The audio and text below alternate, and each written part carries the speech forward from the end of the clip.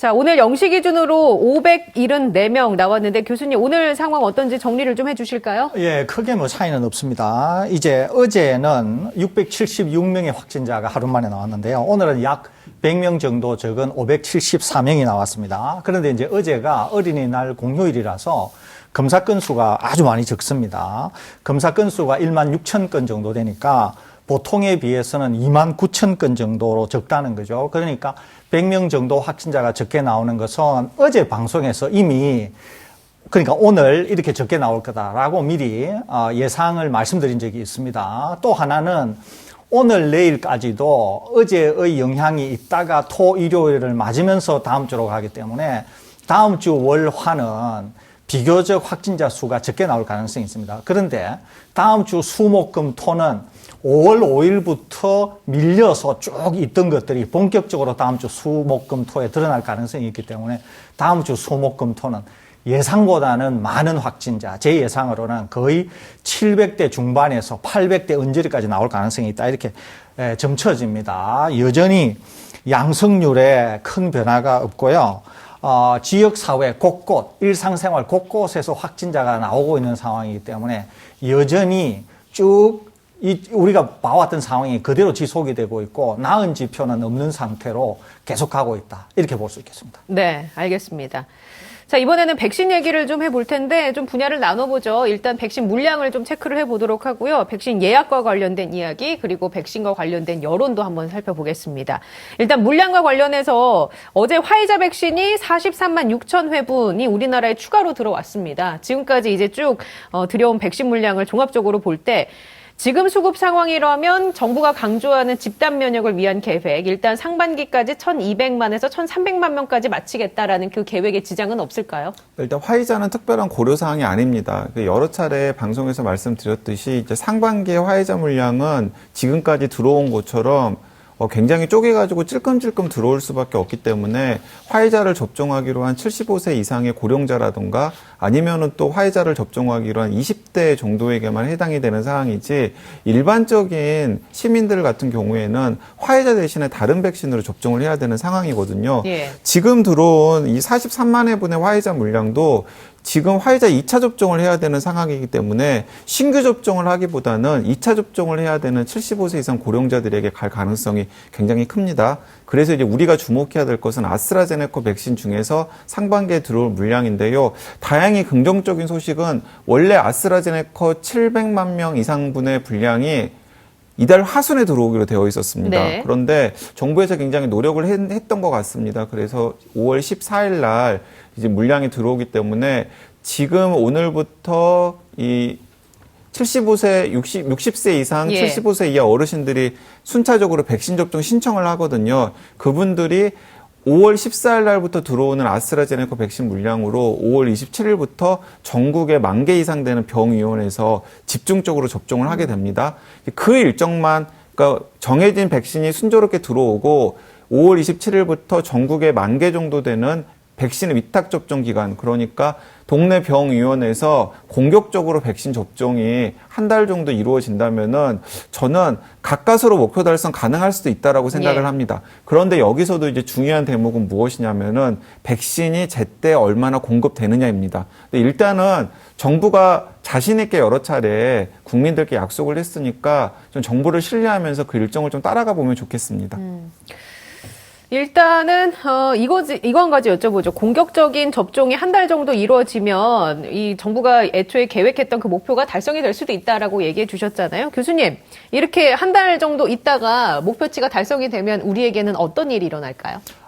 예, 상당히 이제 중요한 변화가 일어날 텐데요. 우선은 백신이 화이자냐 아스트라제네카냐에 상관없이 일단 현장에서는 1차 접종만 하더라도 상당한 보호 효과가 있습니다. 그러니까 접종을 하고 나서 한 2주 후부터는 일단 보호 효과가 생기게 돼요. 그러니까 지금 6월 말, 그러니까 2분기 말까지 우리 정부가 목표로 하고 있는 것이 고위험군, 소위 60세부터 그 이상, 그 다음에 일부 특수직에 종사하는 분들에게 먼저 접종이 되는 것이거든요. 이렇게 접종이 되면은 국내적으로 볼 때는 고위험군은 거의 접종이 되었다. 이렇게 볼 수 있습니다. 그리고 아까 말씀드린 것처럼 1회 접종만으로도 접종 효과는 어느 정도 나타났다. 이 말씀 드렸지 않습니까? 그렇게 되면 우리나라는 어떻게 되느냐. 확진자는 다소 늘어난다고 하더라도 더 이상 위험하지 않다는 거죠. 위험하지 않다는 것은 사망자는 많이 적을 수 있고요. 지금도 사망자는 적습니다만 또 위중증으로 가는 것도 상당히 적어집니다. 그렇기 때문에 실제로 위험이 점차 감소한다고 하는 점에서 또 시간이 더 지나게 될 경우에는 확진자 수도 줄어들게 될 겁니다. 그렇기 때문에 2분기 말까지 정부가 목표로 설정한 것을 확실히 달성한다. 그러면은 2분기 이후 7, 8 이렇게 되면은 상당히 안전한 국가. 그래서 일상생활의 복귀 발끈이 빨라질 가능성이 있다. 이렇게 볼 수 있겠습니다. 5인 이상 사적 모임 금지 이런 것도 풀릴 것이고 해외로 여행 가는 것도 백신 접종한 사람들은 무리 없이 다녀올 수 있고요. 예, 그렇습니다. 아마 5인 이상 접종에 대한 것은 6월 말 7월 초 정도 되면 아마 본격적으로 해제될 가능성이 많고요. 또 소상공인 자영업자가 지금 운영하고 계신 여러 가지 형태의 그런 사업장들에 대해서도 제한 조치가 상당히 풀릴 가능성이 많습니다. 그리고 아마 영업 시간도 늘려질 가능성이 많고요. 다양한 형태의 제한 조치가 해제될 것으로 생각이 됩니다. 그렇게 되면은 여행을 포함한 다양한 형태의 일상생활로의 복귀 또 경제생활 전반에 대한 활력이 상당히 정대될 것으로 그렇게 전망이 됩니다. 예. 이 상황이 펼쳐지려면 지금 이렇게 진행되고 있는 백신 접종이 차질 없이 이루어져야 할 텐데요. 오늘부터 우선 접종의 대상이 아니었었던 고령의 모든 국민을 대상으로 이제 백신 접종 예약이 시작이 됐습니다. 70에서 74세 그리고 다음 주는 65세에서 69세 이런 식인데 어떻게 예약해야 되는지 이 방법에 대한 얘기를 좀 해주실까요? 일단 여러 가지 형태로 예약을 할 수 있는데요. 가장 손쉽게 하실 수 있는 방법은 뭐 스마트폰이라든가 아니면 컴퓨터에 접근이 가능하신 분들은 코로나19 예방접종 사전 예약 시스템이 있습니다. 이제 홈페이지가 잘 마련이 되어 있거든요. 그래서 그 사전 예약 시스템에서 거기서 지시하는 대로 본인의 해당 사항을 체크를 해가지고 예약을 하시면 되고요. 만약에 스마트폰이라든가 혹은 인터넷 같은 환경에 익숙하지 않으신 어르신들 같은 경우에는 주민센터라든가 보건소에 전화를 하면은 거기서 또 안내를 해줍니다. 안내를 해주고 심지어는 등록까지 해주는 절차들이 있기 때문에 그런 것들을 적극적으로 활용을 하시면 됩니다. 질병관리청 1339라든가 혹은 지자체 콜센터 그리고 주민센터 등에 문의를 하시면 거기서 어떻게 예약을 해야 되는지 안내도 해주고 또 직접 안내를 도와주기도 하기 때문에 적극적으로 활용하시면 좋겠습니다. 예. 일단 상반기에 고위험군이나 기저질환자, 이제 노령자 분들은 워낙 저희가 강조하기도 했었고, 백신 접종 플랜이 잘 나와 있으니까 그분들은 이제 보호가 될 수 있을 텐데, 일상생활에서 꼭 이렇게 필요함을 못 느끼는 분들이 있을 수 있잖아요. 백신 접종에 대해서. 그러려면 이런 분들이 접종을 하기 위해서는 인센티브 같은 것도 좀 필요할 것 같습니다. 어떤 것들을 논의할 수 있을까요? 저는 이제 몇 가지 정도를 짚어볼 수 있다고 보는데요. 하나는 정부 당국, 또 지자체, 또 회사 같은 데서도 인센티브를 적극적으로 고려할 필요가 있다. 이런 생각이 듭니다. 예컨대 이제 정부에서는 여행을 좀 더 자유롭게 한다거나 또는 지금 이제 공연을 전혀 못하고 있습니다. 실내 공연을 전혀 못하고 있거든요. 이런 데 있어서 접종을 하신 분들에 대해서는 좀 더 우호적으로 좀 제한 조치를 풀 수도 있고요. 또 하나는 예전에 저희들이 한번 말씀드린 적이 있는데 지금 우리가 어디든지 실내의 식당이나 이런 곳을 출입할 때는 QR코드를 찍지 않습니까? 조금 전에 우리 강 기자님하고도 얘기를 했는데 예전에 저희들이 한번 그 QR코드에 백신 접종을 한 것에 대한 정보를 좀 넣으면 좋겠다. 이런 제안을 한번 드린 적이 있습니다. 그런데 이제 지금은 인센티브가 적극적으로 얘기가 되고 있으니까 그런 QR 시스템 같이 백신 접종에 대한 정보가 담기게 될 경우에는 본인 개인도 이용하는 데 있어서 상당히 유리할 뿐만 아니라 업소를 운영하시는 분에게도 상당히 중요한 정보가 될 수 있고 또 대규모 모임을 하는 데 있어서도 QR코드에 백신 접종자들이 우선적으로 이용할 수 있도록 하는 그런 제한 조치를 한다고 하면 이런 것들도 상당한 인센티브가 될 수 있는 것이거든요. 이렇게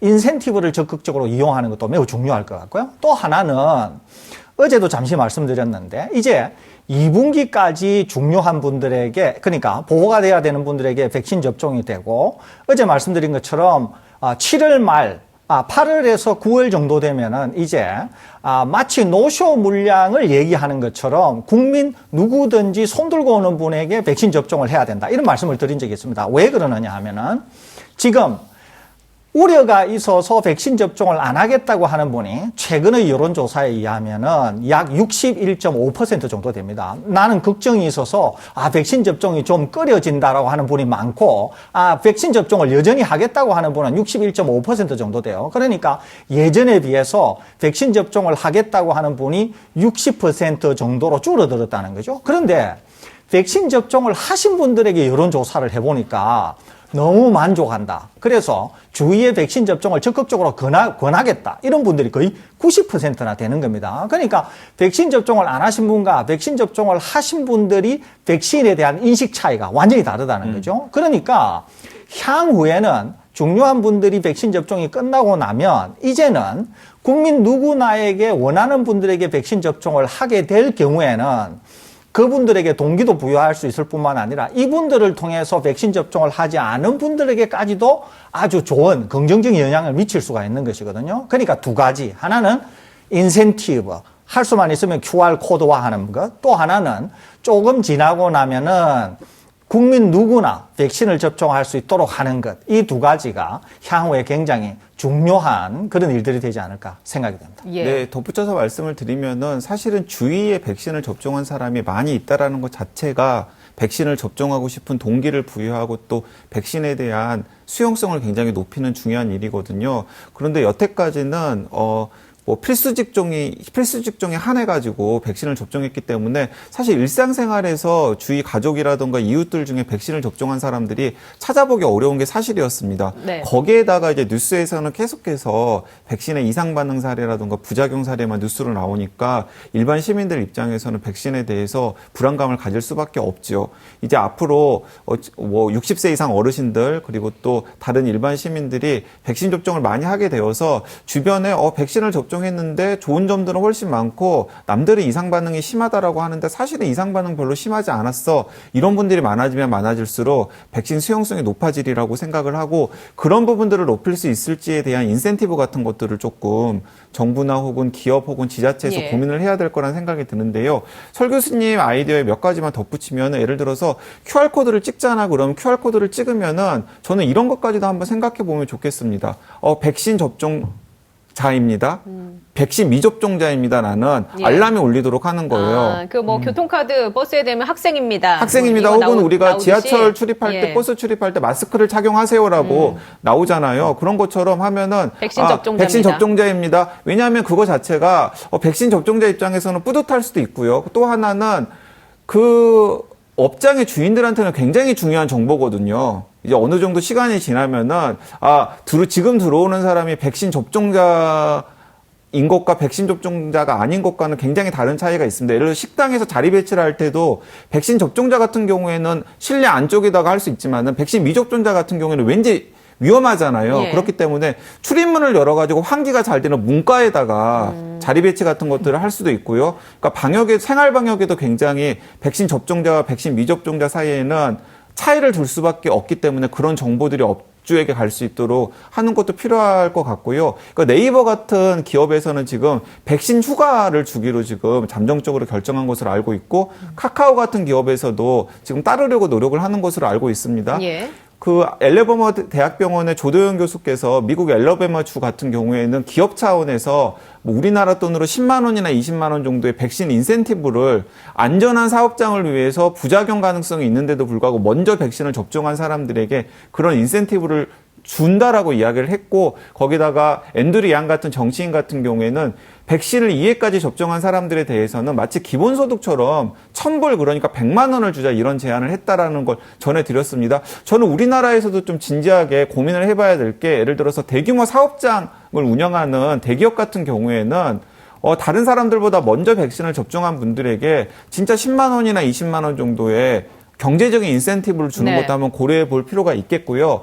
더 나아가서는 이재명 도지사 같은 분이 저는 이런 데 좀 머리를 썼으면 좋겠어요. 스푸트니크 백신 이런 얘기 하지 말고 이재명 도지사가 계속해서 기본소득 같은 정책을 추진하고 있지 않습니까? 그러니까 이재명 도지사가 안전한 경기도를 만들기 위해서 먼저 백신을 접종한 경기도민들에게는 재난소득과 유사한 차원에서 백신을 2회 접종하면은 뭐 10만 원이나 20만 원 정도의 지역 화폐 같은 것들을 쓸 수 있는 인센티브를 제공을 하겠다. 그럼 이게 왜 중요하냐면 지금 백신 접종을 하지 않으시려는 분들 중에서는 정보가 차단되어 있어가지고 백신 접종에 나서지 못하는 분들도 있거든요. 예. 그런 분들 같은 경우에는 상대적으로 저소득자일 가능성이 큽니다. 그러니까 그런 분들에게는 10만 원, 20만 원의 경제적인 인센티브가 백신을 접종할 굉장히 중요한 요인이 될 수도 있다라는 거죠. 그렇기 때문에 저는 그런 것들까지도 적극적으로 고민을 해보셨으면 좋겠다는 생각이 듭니다. 강양구 기자가 굉장히 중요한 얘기를 해서 제가 하나 좀 덧붙이고 싶은데요. 뭐냐면 이겁니다. 이제 우리가 백신 접종을 하게 되면 어떻게 되냐면은 백신 접종을 하지 않았을 때의 팬데믹 상황에서의 경제와 백신 접종이 상당한 수준으로 되었을 때의 경제는 완전히 다릅니다. 그런데 백신 접종이 상당한 수준으로 되는데 인센티브로 돈을 푼다고 하는 것은 오히려 경제 회생이라고 하는 관점에서도 상당히 효과를 나타낼 수가 있다는 거죠. 그게 이전에 썼던 그런 어떤 인센티브들보다도요. 그렇기 때문에 강 기자께서 얘기하는 것처럼 백신 접종이 어느 정도 되는 상황에서 인센티브로 그것이 지역 화폐가 되었던 아니면 100만 원이 되었던 그 화폐는 고스란히 시장에 돌면서 경제를 회생시키는데 온전히 활용될 가능성이 있거든요.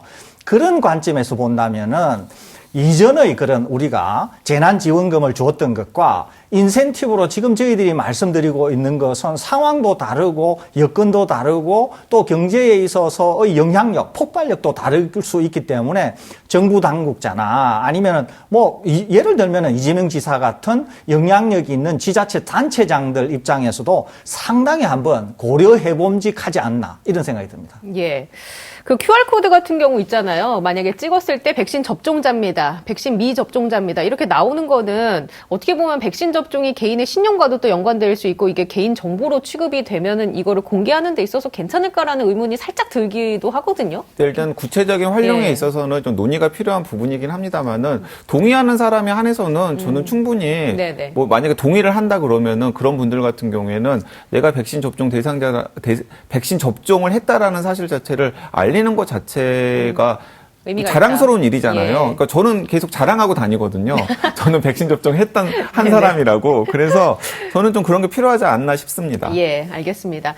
그리고 백신 접종이 왜 중요한지 보여주는 사례가 하나 나왔습니다. 충북 괴산의 한 교회에서 신도 23명이 밀폐된 공간에서 예배를 함께 받거든요. 그런데 그 가운데 있던 22명이 확진 판정을 받았는데 아스트라제네카 백신을 맞은 한 명은 감염이 되지 않았습니다. 이거 백신의 효과로 볼 수 있는 거죠? 예, 충분히 그렇게 볼 수 있습니다. 이게 이제 예를 들면은 한 3명 정도 있는데 그 중에 1명은 백신을 맞고 나머지 2명을 안 맞았는데 지금과 같은 상황이 생겼다. 이러면은 백신 효과다 하고 얘기하기는 어렵습니다. 그런데 23명이라고 하면 적은 이제 그룹이 아니잖아요. 거기다가 23명이 같은 실내 공간에 있었는데 백신 접종을 하지 않은 22명은 명백하게 감염이 되고 1명은 백신을 접종했는데 감염이 되지 않았다는 것이거든요. 이것은 여러 가지 정황으로 볼 때 백신의 효과일 가능성이 상당히 높습니다. 그리고 조사를 해보니까 이 백신을 맞으신 분은 이미 어느 정도 시간이 있었고 그 다음에 항체 형성이 되는 그런 여러 가지